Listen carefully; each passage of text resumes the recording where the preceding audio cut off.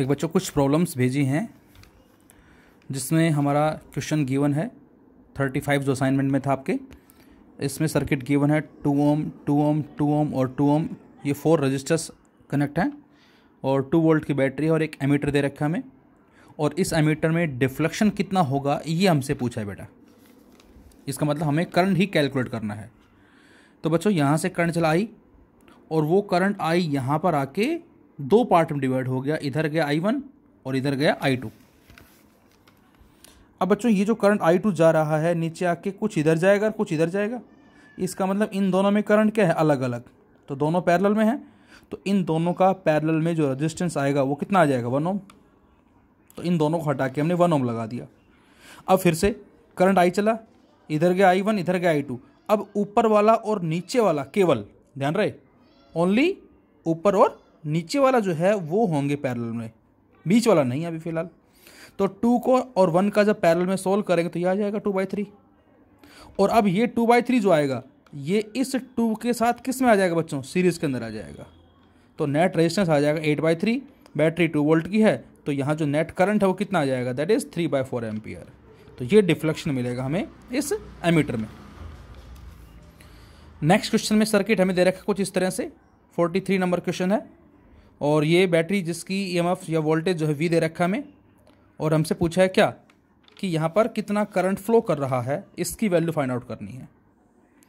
अब बच्चों जरा ध्यान से देखें, करंट यहाँ से चल रहा है फिलहाल, सर्किट में करंट इधर से दे रखा है विच इज़ रॉन्ग डायग्राम में, लेकिन ये करंट यहाँ से चलेगा क्योंकि पॉजिटिव टर्मिनल ये है। यहाँ से भी लेते हैं तो भी आंसर सेम ही आएगा। देखें जरा, अब बेटा जहाँ से करंट चलता है तो ये देख सकते हो आप 1 2 3 4 5, ये व्हीटस्टोन ब्रिज ही है। ध्यान से देखें जरा, this is also a Wheatstone bridge, ये PQRS। बस फर्क इतना करंट यहाँ से चल रहा है, यदि यहाँ से चलता तो ये P होता, ये Q, ये R और ये S, और दोनों ही तरह से जो रेशियो है हमारा P/Q R/S वो बराबर आ रहा है। इसका मतलब क्या होगा बच्चों, इस बीच वाली ब्रांच में कोई करंट फ्लो नहीं करेगा। So no current flow in 4 ohm resistor. तो इसको हटा दें, तो इसको हटाएंगे तो बेटा हमारा सर्किट कुछ ऐसा बनेगा। And now 2 ohm and 4 ohm are in series 6, 3 and 6 are in series 9, and this 6 and this 9 in parallel. तो finally 18/5 ohm with the resistance. So I equal to V/R. V is only V and R is 18/5. So after solving 5V/18 with the current flowing from the battery। इसी में question number 44 दे रखा है गुड़िया ने, जिसमें हमें बच्चों दो बैटरी लगा रखी हैं 10 वोल्ट और 4 वोल्ट, और रेजिस्टेंसेज हैं 1 ओम 2 ओम एंड 3 ओम। और इस क्वेश्चन में हमें करंट की वैल्यू और उसकी डायरेक्शन पूछी है। तो बेटा आपको ध्यान होगा, मैंने बताया था कि जब कभी सेल सीरीज में होते हैं तो इफेक्टिव ईएमएफ होती है E1 + E2 + E3 and so on. दो सेल हैं E1 + E2, लेकिन फिर मैंने बताया था कि यदि सेल की पोलैरिटी अपोजिट है, जैसे यहाँ नेगेटिव पॉजिटिव पॉजिटिव नेगेटिव है, यदि ये होता नेगेटिव पॉजिटिव नेगेटिव पॉजिटिव तो दोनों की ईएमएफ को हम ऐड कर देते। लेकिन ऑर्डर अपोजिट होने से नेट ईएमएफ कितनी होगी बेटा, E1 - E2। E1 कौन सी है, जो ज़्यादा वाली है, तो ज़्यादा वाली कौन सी है 10, कम वाली 4, तो इसका मतलब नेट ईएमएफ होगी 10 - 4 दैट इज 6 वोल्ट। और अब हम बोलेंगे करंट जो है वो कुछ ऐसे चलेगा इन दिस से। तो ये सेल क्या हो रहा है, डिस्चार्ज, ये क्या हो रहा है, चार्ज फिलहाल, लेकिन हमें तो करंट पूछा है, तो इसका मतलब करंट चलेगा क्लॉक वाइज डायरेक्शन में कुछ इस तरह से। बाकी सारे रेजिस्टेंस सीरीज में हैं। सो I equal to net EMF upon net resistance. Net EMF 6, net resistance 1 + 2 + 3 6, then answer is 1 ampere. So current is 1 ampere from this one, clockwise direction। इसी में ही क्वेश्चन नंबर 56 हमें दिया है बच्चे ने, जिसमें हमें सर्किट डायग्राम कुछ दे रखा है, ये 2 3 3 2, और यहाँ से करंट आ रहा है बच्चों कितना, 2 एम्पियर। और बेटा इस A और B के बीच का पोटेंशियल डिफरेंस पूछा है कि what is the value of VA - VB।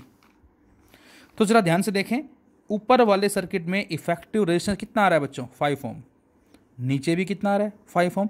इसका मतलब बेटा कि जो 2 एम्पियर करंट चल रहा है यहाँ से वो यहाँ आके 2 इक्वल पार्ट में डिवाइड होगा, क्योंकि ऊपर भी 5 नीचे भी 5। तो 2 एम्पियर का इधर गया 1 एम्पियर, इधर भी गया 1 एम्पियर। अब मैं आपसे कहता हूँ क्या कि what is the value of VDA according to Ohm's law. तो VDA that is equal to VD minus VA, और ये किसके बराबर होगी बच्चों? Current into resistance. किसका रेजिस्टेंस? DA ब्रांच के कॉरस्पॉन्डिंग, और वो है कितना बेटा? वो है 2 ohm only. So we can say VDA will be equal to VD minus VA and which is equal to current, जो कि कितना है? 1 एम्पियर है, और RDA कितना है? D और A के बीच का रेजिस्टेंस दैट इज 2 ओम है, तो 1 इंटू 2 दैट इज 2 वोल्ट आ जाएगा। इसी तरह से बच्चों VDB कैलकुलेट करें जरा हम।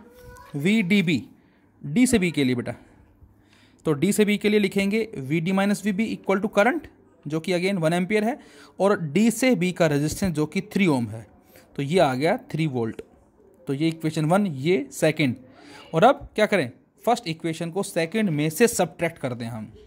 तो फर्स्ट है VD माइनस VB, इसमें से माइनस कर दिया VD माइनस VA को, और इधर आ जाएगा 3 माइनस 2, और जब ब्रैकेट ओपन करेंगे तो ये VD कट जाएगा। So VA minus VB equal to 1 volt. तो दिस इज द आंसर।